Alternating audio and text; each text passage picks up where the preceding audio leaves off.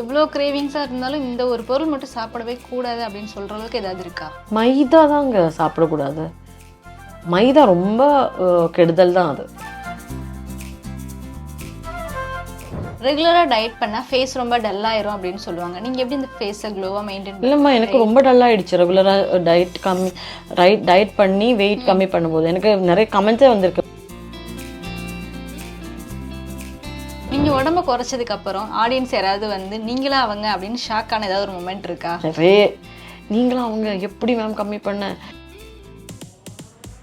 Healthy life நம்ம maintain பண்ணால் நாளைக்கு நம்ம ஹாஸ்பிட்டல் கொடுக்க வேண்டிய பைசா நம்ம சேவிங்ஸாக வச்சுக்கலாம்.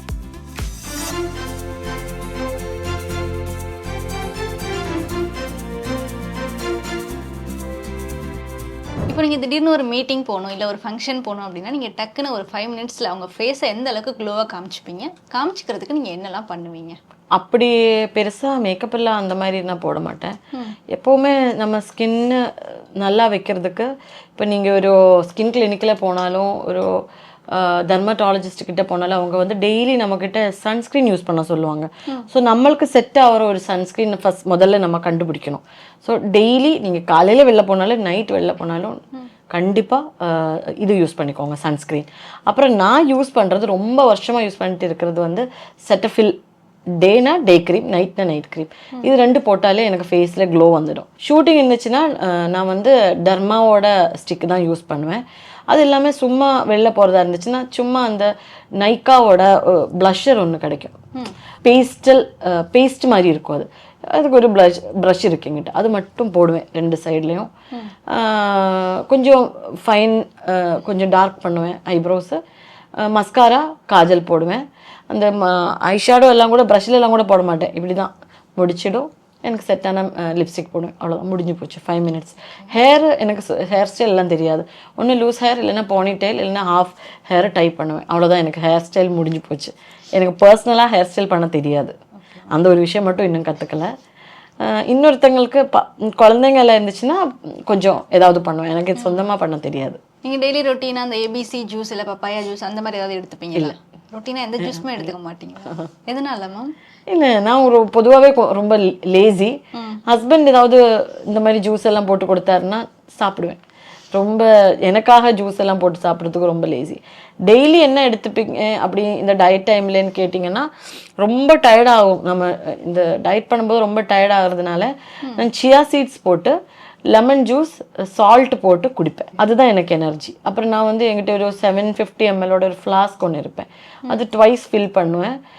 நல்லா சுடு தண்ணியில் அந்த க்ரீன் டீ பேக் இல்லைன்னா க்ரீன் டீ இலை வச்சு, நீங்கள் வீட்டில் இருந்தால் க்ரீன் டீ இலையிலேயே நம்ம நல்லா க்ரீன் டீ பண்ணி லைட்டாக தான் போடுவேன், போட்டு வைப்பேன்.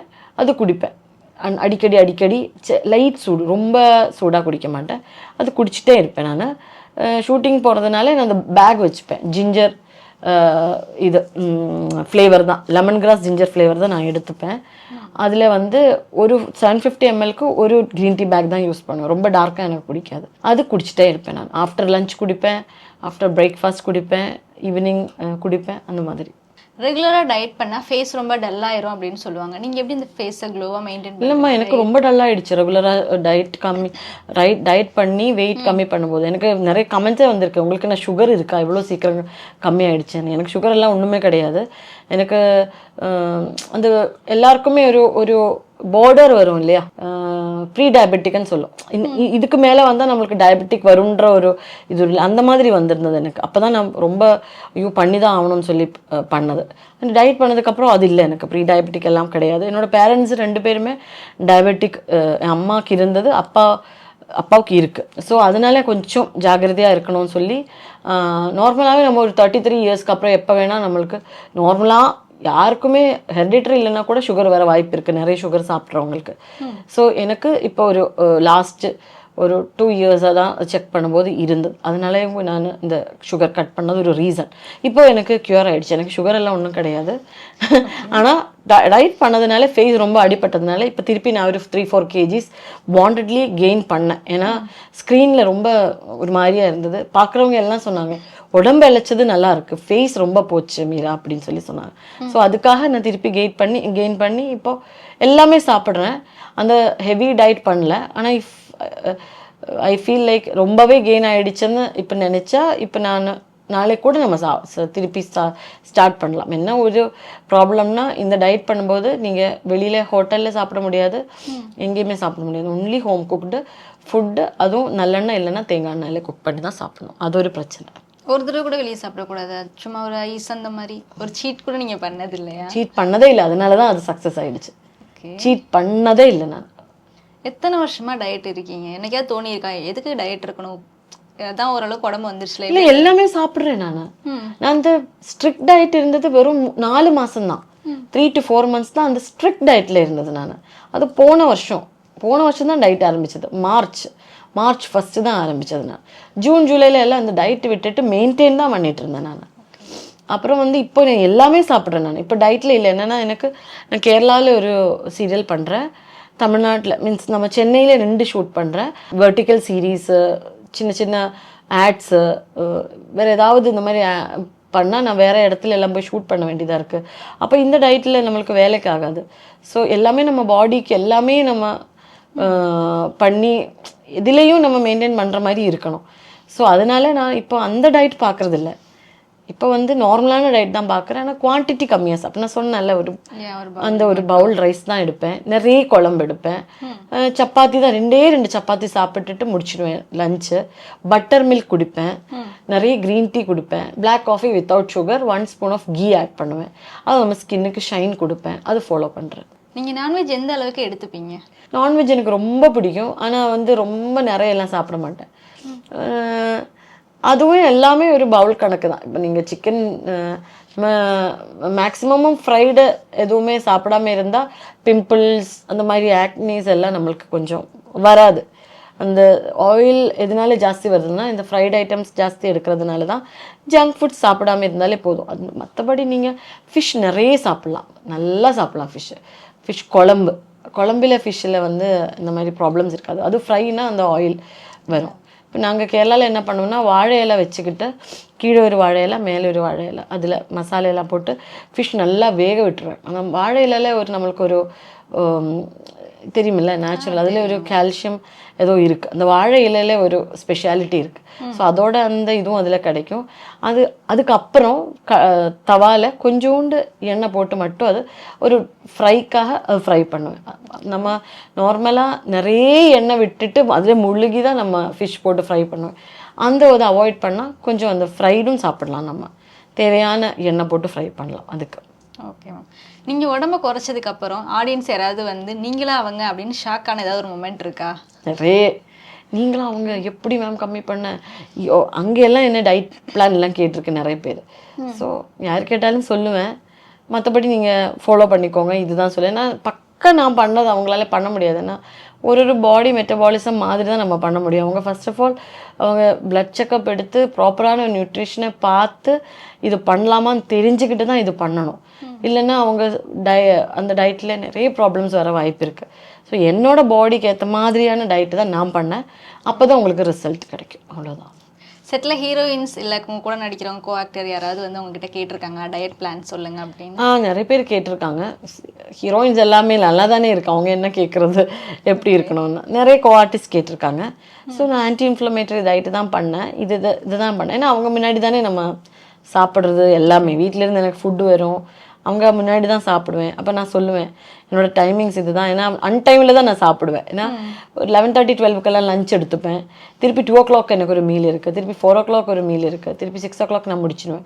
அப்போ அவங்க எல்லாம் லஞ்ச் சாப்பிடும்போது நான் லஞ்ச் எதுவுமே சாப்பிட மாட்டேன், உட்காந்துருப்பேன். நார்மலாக 1:32 தானே நம்மளுக்கு அந்த ஒரு பிரேக். அந்த டைம் நான் மேபி ஒரு ஒரு வெஜிடபிள் மட்டும்தான், பாயில்டு வெஜிடபிள் மட்டும்தான் சாப்பிடுவேன். இல்லைன்னா ஒரு ப்ரோட்டீன் ஒரு எக் மட்டும்தான் எடுப்பேன், இல்லைன்னா பாயில்டு சிக்கன் மட்டும்தான் எடுப்பேன். ஸோ அது ஒரு அன்டைமாக இருக்கும்போது நான் முன்னாடியே சொல்லுவேன் நான் இந்த டயட்டில் இருக்கேன், என்னோட இது இப்படி தான் அப்படின்னு சொல்லுவேன். ஸோ அவங்க எல்லாம் ரொம்ப சப்போர்ட்டிவாக இருந்தது. ஸோ அப்படியா நானும் பண்ணி பார்க்குறேன்னு சொல்லுவாங்க. ஸோ அவங்கக்கிட்டே நான் இதுதான் சொல்லுவேன், உங்கள் பாடிக்கு ஏற்ற மாதிரி பண்ணிக்கோங்க. நான் பண்ணேன்னு சொல்லி பண்ணால் சில பேருக்கு பயங்கரமாக ஹெட்டேக்கு வாமிட்டிங் இதெல்லாம் வரும். ஸோ அதை பார்த்து செஞ்சுக்கோங்கன்னு சொல்லுவேன் நான். இப்போ ஸ்டார்டிங்கில் ஒரு ஆர்வத்தில் ஸ்டார்ட் பண்ணுறது ஓகே, ரொட்டீனாக அது எப்படி மெயின்டைன் பண்ணுறது, அதுதான் எல்லாருக்குமே இருக்கிற பிரச்சனை. ரொம்ப கஷ்டம் தான். இப்போ நம்ம ஒரு கல்யாணத்துக்கு போகிறேன், அங்கே போயிட்டு சாப்பிடாம இருக்க முடியாது இல்லை. ஸோ அன்றைக்கி நீங்கள் சாப்பிடுங்க, சாப்பிட்டுட்டு மறுநாளிலேருந்து வீட்டில் இருக்கும்போது அந்த டயட் கண்டினியூ பண்ணுங்கள். வீட்டிலே குக் பண்ணி எக்கு எல்லோ சேர்க்காம பாயில்டு எக்காக சாப்பிட்லாம். ஆம்லெட்டு அதில் வந்து நீங்கள் spring onions, carrot, capsicum, onions எல்லாம் ஆட் பண்ணால் இன்னும் நல்லா திக்காக நல்லா எவ்வளோ நம்ம எக்கு பீட் பண்ணதோ அவ்வளோ நல்லா திக்காக வரும், போட்டு சாப்பிட்லாம். வெஜிடேரியன்ஸ்க்குன்னா நல்லா பன்னீர் சேர்த்துக்கோங்க. பன்னீர் வந்து நீங்கள் பன்னீர் பொரியல் மாதிரி சாப்பிட்லாம், இல்லைன்னா க்யூப்ஸாக கட் பண்ணி சும்மா மசாலா இருக்குல்ல, இப்போது நம்ம எக்ஸாம்பிள் வந்து சில்லி சிக்கன் மசாலா இல்லைன்னா இந்த சில்லி பன்னீர் மசாலா எல்லாம் கிடைக்கும்ல, அந்த மசாலா கொஞ்சம் சால்ட்டு கொஞ்சம் தேங்காய் எண்ணெய் போட்டு கடாயில் போட்டு க்யூப்ஸாக கட் பண்ணி ஃப்ரை பண்ணாலே ரொம்ப நல்லாயிருக்கும் அது சாப்பிட்றதுக்கு. ஆமாம், ரொம்ப நல்லாயிருக்கும். அது ஒரு ஸ்நாக் மாதிரி நீங்கள் சாப்பிட்லாம். அப்புறம் வந்து நீங்கள் வந்து மொசரெல்லா சீஸ் யூஸ் பண்ணலாம். மொசரெல்லா சீஸ் எல்லாம் ஆம்லெட் போடும்போதோ பன்னீர் பண்ணும்போதெல்லாம் நீங்கள் சாப்பிட்லாம். அந்த மாதிரி வெரைட்டியாக மஷ்ரூம் சாப்பிடுங்க, நல்லா சாப்பிடுங்க. மஷ்ரூம்ஸ் ஆனியன்ஸ் எல்லாம் நல்லா போட்டு மஷ்ரூம்ஸ் அதில் போட்டு பெப்பர் சால்ட்டு இதெல்லாம் போட்டு செஞ்சு சாப்பிட்லாம். அந்த மாதிரி வெஜிடேரியன்ஸுக்கு வெஜிடேரியன் அந்த இது வச்சுட்டு நீங்கள் என்ன வேணால் பண்ணி சாப்பிட்லாம். ஆனால் அந்த அளவு மட்டும் நீங்கள் கொஞ்சம் பார்த்து சாப்பிட்டா டயட் இருக்கும்போது அப்புறம் அது மெயின்டைன் ஆகிடும். உங்களுக்கே உங்கள் வயிறு உங்கள் பாடி அதுக்கு அடாப்ட் ஆகிடும்.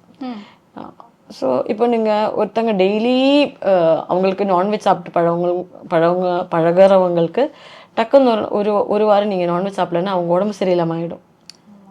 சில பேர் டக்குன்னு நான் நான்வெஜ் விட்டுட்டேன்னு சொல்லும், நீங்கள் திருப்பி 1 month கழிச்சு பார்த்தா ரொம்ப உடம்புக்க முடியாமல் ஏதோ அவங்களுக்கு ஒரு ப்ராப்ளம் ஆகிருக்கும், உடம்புக்கு இல்லாத ஒரு வியாதி வரும். ஸோ அது பண்ணக்கூடாது. எது ஸ்டாப் பண்ணாலும் எது ஆட் பண்ணாலும் கிராஜுவலி ஆட் பண்ணால் உங்கள் பாடிக்கு அது புரியும். இல்லைன்னா அவங்களே கன்ஃபியூஷன் என்னடா உடம்புல நடக்குதுன்னு ஆகிடும். ஸோ எதுவாக இருந்தாலும் slow and steady wins the ரேஸில். ஓகே, நீங்கள் இந்த கடலை மிட்டாய் எள்ளு மிட்டாய் அந்த மாதிரி சாப்பிடுவேன். டயட் இருக்கும்போது சாப்பிடல, இப்போ எல்லாமே கொஞ்சம் கொஞ்சம் சாப்பிடுவேன். அந்த சுகர் கட் பண்ணும்போது இந்த எள்ளு மிட்டாய் கடலை மிட்டாய் எதுவுமே சாப்பிடக்கூடாது. அப்புறம் மெயின்டெனன்ஸ் ஸ்டேஜில் வாரத்தில் ஒரு வாட்டியெல்லாம் சாப்பிட்றதுல தப்பு கிடையாது. ஓகே, நீங்கள் ஃபேஸ்க்கு மசாஜ் ஏதாவது பண்ணுவீங்களா? ஃபேஸ் யோகா கொஞ்சம் பண்ணுவேன் நைட்டு. அந்த டயட்டெல்லாம் பண்ணும்போது நீங்கள் சொன்ன மாதிரி அந்த ஷ்ரிங்க் ஆகாது இருக்கணும், நம்ம ஸ்கின்னு க்ளோவாக இருக்கணும்னா கண்டிப்பாக ஃபேஸ் யோகா ஏதாவது கொஞ்சம் அந்த மசாஜ் எல்லாம் கொடுத்தா தான், இல்லை சும்மா எல்லாம் வராதில்ல. ஓகே மேம், நீங்கள் டயட் ஸ்டார்ட் பண்ணும்போது உங்கள் கூடயே இருந்து உங்களை மோட்டிவேட் பண்ண ஒருத்தவங்க அவங்க கொடுத்த பெஸ்ட் அட்வைஸ் ஏதாவது இருக்கா? எப்போவுமே எனக்கு எல்லாத்துக்குமே பெரிய சப்போர்ட் என்னோட ஹஸ்பண்ட் தான். என்னோட கிரிட்டிசைஸ் நிறைய பண்ணுறதும் அவர் தான். இப்போ கூட மத்தியானம் கூட சொன்னார், வெயிட் போடுற நீ திருப்பி டயட் பண்ண, வெயிட் போடுற நீ திருப்பி டயட் பண்ண அப்படின்னு. சரி பண்ணுறாங்க அப்படின்னு சொன்னேன் நான். ஸோ அந்த மாதிரி நம்மளுக்கு சொல்கிற ஒருத்தர் இருக்கிறது சில நேரம் இரிட்டேஷன் தான், சில நேரம் நல்ல பாசிட்டிவ் தான். ஏன்னா டயட் பண்ணும்போது ரொம்ப சப்போர்ட் பண்ணார் அவர். எனக்கு முடியலன்னா அவரே வந்து சமைச்சு பேக் பண்ணியெல்லாம் அனுப்புவார். ஸோ அந்த மாதிரி ஒருத்தர் நம்மளுக்கு ரொம்ப தேவை தான். அப்புறம் என்னோடய ஃப்ரெண்ட் சுஷ்மா, அவங்களும் நானும் சேர்ந்து தான் இந்த டயட் பண்ணேன். நாங்கள் 2 பேரும் சேர்ந்து தான் வெயிட் ஷெட் பண்ணேன். எனக்கு தான் ஜாஸ்தி கம்மி ஆகிடுச்சு. அவளோட பாடி மெட்டபாலிசத்தில் அவ்வளோ கம்மி ஆகலை. எனக்கு 20 kg கம்மியாக இருக்குது, அவள் வந்து 12 kg அந்த மாதிரி தான் அவளுக்கு அச்சீவ் பண்ண முடிஞ்சது. பட் என்னை விட சின்ன பொண்ணு, என்னை விட கம்மியான வெயிட்டு தான் அவள் கம்மி பண்ணணுன்னு இருந்தது. அதனாலே அவளுக்கு அது சப்போர்ட் ஆகிடுச்சு. ஆனால் பிசிஓடி ப்ராப்ளம் இருந்தது அவளுக்கு. இந்த டயட்னால அது ரிவர்ஸ் ஆகிடுச்சு. ஆஃப்டர் தேட் கன்சீவ் ஆகிடுச்சு. இப்போ 8th month போயிட்டுருக்கு. ஸோ இந்த டயட்டில் நிறைய பேருக்கு நல்ல விஷயமும் நடந்திருக்கு. நிறைய வெயிட் இறங்கலைன்னா கூட நம்ம பாடிக்குள்ளே இருக்கிற நிறைய ப்ராப்ளம்ஸ் ரெக்டிஃபை ஆகுது. அதான் நான் உங்ககிட்ட சொன்னேன், சர்க்கரை எதுனாலும் சாப்பிடக்கூடாதுன்னு கேட்டால் ஒரு சில கெட்ட விஷயங்கள் மாற்றுறதுனால ஒரு சில நல்ல விஷயங்கள் நம்மளுக்கு நடக்கும். அதுதான். ஓகே மேம், நீங்கள் கேரளாவிலேருந்து வந்திருக்கீங்க, உங்கள் வீட்டில் எப்படி அலோவ் பண்ணாங்க சினிமான்னு சொல்லும்போது? நான் ஒரு கிளாசிக்கல் டான்ஸர். நம்ம ஏஷியாவிலே பெரிய ஒரு ஃபெஸ்டிவல் தான் ஸ்கூல் யூத் ஃபெஸ்டிவல். எங்களுக்கு ரொம்ப பிரம்மாண்டமாக பண்ணுவாங்க. அதில் வந்து நல்லா பர்ஃபார்ம் பண்ணி ஹையஸ்ட் பாயிண்ட்ஸ் இருக்கிற நிறைய கேர்ள்ஸ் வந்து இந்த ஃபீல்டில் வந்திருக்கு. மஞ்சு வாரியர் மேம் எல்லாம் அப்படி தான் வந்தாங்க. ஸோ நானும் அவங்கள மாதிரி ஃபீல்டுக்கு வந்தது தான். ஸோ அப்படி தான் எனக்கு நான் ஃபஸ்ட்டு மூவி அப்படி தான் ரெக்கக்னைஸ் ஆகி பண்ணது. ஃபஸ்ட்டு மூவிஸுக்கு மூவியில் எனக்கு அவார்டு கிடச்சிது. அப்பா அம்மா வேணான்னு எல்லாம் சொல்ல மாட்டாங்க. அவங்க எப்படின்னா எனக்கு பிடிச்சது என்னை சப்போர்ட் பண்ணி பண்ணுவாங்க, நம்ம சேஃப்டி கொஞ்சம் பார்ப்பாங்க, நம்ம கூடயே இருப்பாங்க, எல்லா சப்போர்ட்டும் கொடுப்பாங்க. ஸோ எனக்கு அது பிடிச்சது, எனக்கு அது வருதுன்னு தெரிஞ்சதும் அவங்க சப்போர்ட் பண்ணாங்க. என் அம்மாவுக்கு ஒரே ஒரு கம்பல்ஷன் என்ன இருந்ததுன்னா, படிப்பு ரொம்ப முக்கியம். ஸோ அட்லீஸ்ட் கிராஜுவேஷன் இருக்கணும். நாளைக்கு குழந்தைங்க வந்து நீ என்ன படிச்சிருக்கேன்னு கேட்டால் நம்ம முழிக்கக்கூடாது, அவங்களுக்கு உட்காந்து ஏதாவது சொல்லி கொடுக்கறதுக்கான படிப்பு உனக்கு இருக்கணும். ஸோ அதனால் நான் பிகாம் கிராஜுவேட் பண்ணேன் கோட்டயம் பிசிஎம் காலேஜில். அதுக்கப்புறம் இங்கே வந்து இங்கே அண்ணாமலை யூனிவர்சிட்டியில் ஹஸ்பண்ட் என்ன படிக்க வச்சார். எம்பிஏ ஃபஸ்ட் இயர் மட்டும் படித்தேன். அதுக்கப்புறம் ஃபீல்டுக்கு வந்தாச்சு, குழந்த ப்ரெக்னன்சி பண்ண முடியல. அவரும் படிக்க வைக்கிறதுக்கு ட்ரை பண்ணார். பட் எனக்கு ரொம்ப இன்ட்ரெஸ்ட் இல்லை அப்போது. ஏன்னா நம்ம இப்படி லைஃப் இதுதான் தெரிஞ்சு போச்சு. ஆஃபீஸில் போய் உட்காந்து வேலை செய்கிற மூடில் எல்லாம் நம்ம கிடையாது. ஸோ அதனால் அது கம்ப்ளீட் பண்ண முடியல. இந்த ஃபீல்டுக்கு வந்தாச்சு. அப்புறம் I'm fine, happy. Okay ma'am. ஒருவேளை நீங்கள் சினிமாவுக்கு வரலன்னா வேறு என்ன இது சூஸ் பண்ணியிருப்பீங்க கரியராக? சினிமாவுக்கு வரலன்னா மேபி நான் டான்ஸ் டிப்ளமாவோ டான்ஸ் எம்ஏ அந்த மாதிரி ஏதாவது பண்ணிவிட்டு கண்டிப்பாக ஒரு டான்ஸ் ஸ்கூல் மாதிரி ஸ்டார்ட் ஆகி டான்ஸில் தான் கான்சன்ட்ரேட் பண்ணியிருப்பேன். பிஜி அந்த மாதிரி பண்ணி தான் போயிருப்பேன். அதுவும் இல்லைன்னா ஏதாவது ஜாபில் இருந்திருப்பான், தெரியல எனக்கு. நாங்கள் உங்களை நிறையா வில்லி ரோலில் பார்த்துருக்கோம். நல்லா போல்டாகவே ஒரு டைலாக் பேசுவீங்க. எங்களுக்காக ஏதாவது ஒரு டைலாக் பேசி காட்ட முடியுமா? ரொம்ப வில்லியாகவே பண்ணுங்க. ரொம்ப வில்லியாவா? என்ன கவின், நான் எவ்வளோ சொன்னாலும் உனக்கு புரியாதா? அந்த வெண்பா உனக்கு கரெக்டான பொண்ணு கிடையாது. எத்தனை வாட்டி எத்தனை அடிப்பட்டாலும் நீ அதவே சொல்லிட்டு இருக்கேன். அம்மா சொன்னா புரியாதா? அம்மா சொல்றது தான் கரெக்டு அப்படின்னு நாளைக்கு உனக்கு புரியும். அப்ப நீ என்கிட்ட வந்தா நான் இருக்காத உனக்கு சப்போர்ட் பண்றதுக்கு, புரியுதா? நான் சொல்றது கேட்க விரும்பலன்னா இப்போ வீட்டுல இருந்து வெளில போயிடு. நீங்க அதாவது வில்லி கேரக்டரோ இல்லை பாசிட்டிவ் கேரக்டரோ உங்களுக்கு எது ரொம்ப பிடிச்சிருந்தது? எனக்கு பாசிட்டிவ் கேரக்டர் தான் எப்போவுமே பண்ணுறதுக்கு ஈஸியாக இருக்கும். கொஞ்சம் எஃபர்ட் எடுத்து நல்லா ரெடி ஆகி பண்ணோன்னு ஆசைப்பட்டு தான் வில்லி கேரக்டர் பண்ணேன். ஆனால் பண்ணதுக்கப்புறம் தான் வில்லி ரொம்ப நல்லா இருக்கும் பண்ணுறதுக்கு. ஆனால் பிகினிங்கில் எனக்கு ரொம்ப ஹெட்டேக்காக இருந்தது. ஏன்னா ரொம்ப ஸ்ட்ரெயினாக இருக்கும். வில்லி கேரக்டர் பண்ணுறது ரொம்ப கஷ்டம். ஏன்னா அப்படி நம்ம கத்தி கத்தி டயலாக் சொல்லணும். ஒரு மாதிரி எப்போவுமே ஒரு மாதிரியாக இருக்கும் அந்த லுக்கு இதெல்லாம். அப்போ பிகினிங் எனக்கு பயங்கரமாக ஹெட்டேக்காக இருந்தது. அப்புறம் செட் ஆகிடுச்சு. இது பாசிட்டிவ் கேரக்டருக்கு என்னென்னா நிறைய அழணும், புரியுதா? இதுக்கு ரெண்டுக்கும் நடுவில் என்னன்னு கேட்டிங்கன்னா காமெடி தான் பெஸ்ட்டு. காமெடி கேரக்டர் வந்து கொஞ்சம் காமெடியெல்லாம் சேர்த்து தான் ஆட் பண்ணி தான் பண்ணியிருக்கேன். ஆனால் த்ரூ அவுட் காமெடியாக நான் பண்ணலை. அது பண்ணணும்னு ரொம்ப ஆசை எனக்கு. ட்ரை பண்ணியிருக்கீங்களா மேம் ஏதாவது ஒரு சீரியல்? இல்லை, நாயகியில் கொஞ்சம் காமெடியெல்லாம் ஆட் பண்ணியிருக்கேன். இந்த கண்மணி அன்புடன்லேயும் கார்த்திக் கூட சில சீன்ஸ் பண்ணும்போது கொஞ்சம் காமெடியெல்லாம் ஆட் பண்ணியிருக்கேன். ஆனால் ஃபுல்லாக காமெடியாக பண்ணுறதுக்கு எந்த கேரக்டரும் பண்ணணும்னு ஆசை. Okay ma'am. இப்போ வர்ற எங்கள் ஆர்டிஸ்ட் இல்லை ஆக்ட்ரஸ் யாராவது ஒருத்தவங்களுக்கு ஸ்ட்ரிக்டாக ஒரு டயட் ஃபாலோ பண்ணணும் அப்படி ஒரு அட்வைஸ் கொடுக்கணும்னா நீங்கள் எந்த மாதிரி அட்வைஸ் கொடுக்கணும்? கிரேவிங் கம்மி பண்ணுங்க, நம்மளுக்கு நல்லா உடம்புக்கு நல்லா இருக்கிற பொருட்கள் சாப்பிடுங்க, ஜங்க் ஃபுட்ஸ் அவாய்ட் பண்ணுங்க. அப்படின்னு சொல்லி டோட்டலாக அவாய்ட் பண்ண வேண்டாம், எல்லாமே நம்ம பாடிக்கு தேவை. அது வந்து நீங்களே வந்து செட் பண்ணுங்கள். இப்போது மந்த்லி ஒன்ஸ் சீட் பண்ணலாம்ல. ஸோ அந்த மாதிரி ஒரு சீட் டே நீங்கள் உங்களுக்கு பிடிச்ச பொருள் சாப்பிடுங்க. மற்றபடி நம்ம உடம்புக்கு என்ன கரெக்டோ, இப்போ சின்ன வயசுல இருக்கிறதுனால உங்கள் உடம்புல நீங்கள் என்ன சாப்பிட்டாலும் நீங்கள் குண்டாகாது. நாளைக்கு நீங்கள் ஒரு அம்மா ஆனதுக்கப்புறம் ஒரு சில உடம்புல நம்ம அப்பா சாப்பிட்டதெல்லாம் நம்மளுக்கு அது வச்சுக்கிட்டு திரும்பி நம்மளுக்கு அது ஷூட் ஆகிடும். ஸோ அந்த எஃபெக்ட் ஆகாமல் இருக்கணும்னா இப்போவே கொஞ்சம் டயட் எல்லாம் பார்த்து கொஞ்சம் சுகர் எல்லாம் கண்ட்ரோல் பண்ணி, கட்டெல்லாம் பண்ண சொல்லலை, கொஞ்சம் கண்ட்ரோல் பண்ணி நல்ல பொருட்களாக எடுத்து சாப்பிட்டு பழகினா, மேக்ஸிமமும் வெளியில் சாப்பிட்றத அவாய்ட் பண்ணி ஒன்ஸ் இன் அ வைல் வெளில சாப்பிட்ற மாதிரி பண்ணி ஹோம்லி ஃபுட் நிறைய சாப்பிட்டா உங்களுக்கு ஃப்யூச்சர் நல்லாயிருக்கும், உங்கள் ஸ்கின் நல்லாயிருக்கும், நீங்கள் எப்போவுமே அழகாக இருப்பீங்க. நீங்கள் ஏதாவது சீட் பண்ணியிருக்கீங்களா? நான் ரொம்ப சீட் பண்ணி தானே அவ்வளோ வெயிட் கெயின் ஆனது.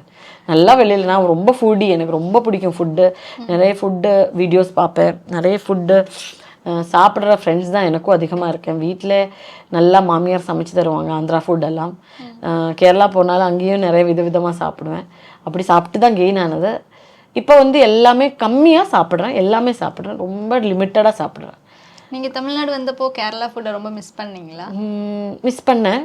பட் எனக்கு மிஸ் பண்ணன்னு தெரிஞ்சதும் எனக்கு மாமியார் வந்து எனக்கு பிடிச்ச ஃபுட்டு என்னன்னு கேட்டு நீயே குக் பண்ணால் பண்ணிக்கோங்க, இல்லைன்னா எனக்கு சொல்லி கொடுங்க நான் பண்ணுறேன்னு சொல்லி எனக்கு பண்ணி கொடுத்தாங்க. ஒன்றும் பிரச்சனை இல்லை. நீங்கள் அதிகமாக சீட் பண்ண ஒரு ஃபுட்டு, நான் டயட்டில் இருக்கும்போது சீட் பண்ணி இந்த ஒன்று மட்டும் சாப்பிட்டேன் அப்படின்னா அது என்ன சார்? பரோட்டா. மைதா சாப்பிடக்கூடாதுல்ல. இப்போ ரீசெண்டாக கேரளாவுக்கு ஷூட்டிங் போகிறதுனால அங்கே டெய்லி பரோட்டா இருக்கும். அங்கே பரோட்டா கொடுப்பாங்க. ஒரு நாளைக்கு சாப்பிட்டேன், கிரேவிங் ஆகி சாப்பிட்டேன். அதுக்கப்புறம் யோசிச்சேன், ஐயோ எதுக்கு சாப்பிட்டேன், பரோட்டா எல்லாம் சாப்பிடவே கூடாது லைஃப்பில் நினச்சேன். ஆனால் அந்த பரோட்டா கேரளா எந்த ஹோட்டல் போனாலும் ஃபஸ்ட்டே சொல்லும் பரோட்டா இருக்குது, சிக்கன் ஃப்ரை இருக்குது, சிக்கன் அப்படி இப்படின்னு சொல்லுவாரா. ஸோ அப்போ கிரேவிங்கில் சாப்பிட்டேன். அது மட்டும் சாப்பிடக்கூடாது பரோட்டா.